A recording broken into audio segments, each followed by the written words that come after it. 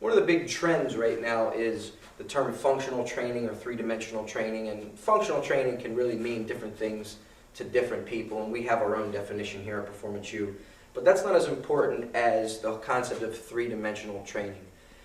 Gary Gray was kind of one of the forefathers in expanding and teaching the fitness professionals and physical therapy realm about not only just doing things in the sagittal plane, which is moving here, but doing things like lateral lunges, as in his 3D matrix, and posterior rotational lunges and moving in 3 dimensions. And he's 100% right. Life and sports has us moving in 3 dimensions, so therefore we need to train in 3 dimensions.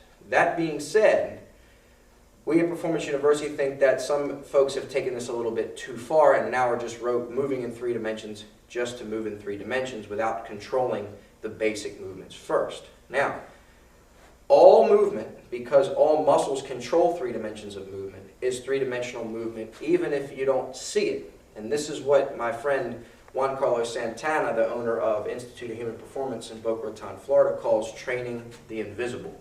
So I'm going to use single leg training to give you an example of training the invisible. When I go single leg, right, like this, you see I just lost my balance laterally. Even when I squat here, that's a sagittal plane action. But what happens if I don't show good form in my squat? My knee's going to drop in like that, right? Well, I didn't control the frontal plane. What do you think I'm doing every time I show you a good squat rep in good alignment? I'm controlling frontal plane movement, or I'm preventing it from happening. So even though you don't see frontal plane movement happening, it's because I'm doing a good job at controlling it. That's a good thing. What about transverse plane? What if my pelvis rotates and my knee gets driven that way? Well, when my knee doesn't get driven that way, it shows that I'm controlling transverse plane movement.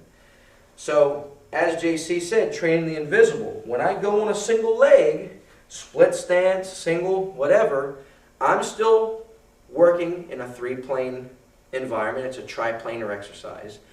I'm moving in the sagittal plane while I control the frontal and I control the transverse. That's what happens when you run, jump. So the reason why I wanted to give you this demonstration is to understand 2 things. All movement, even if it looks sagittal plane dominant, is still 3-dimension because that's how your muscles function.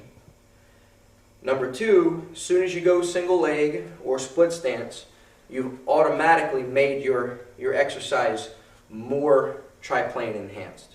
So don't forget that some of the basic looking exercises still have a lot of complex things going on, and you don't necessarily have to get too crazy with what your exercises look like, because there's usually a lot more going on inside your body than what your body's telling you on the outside.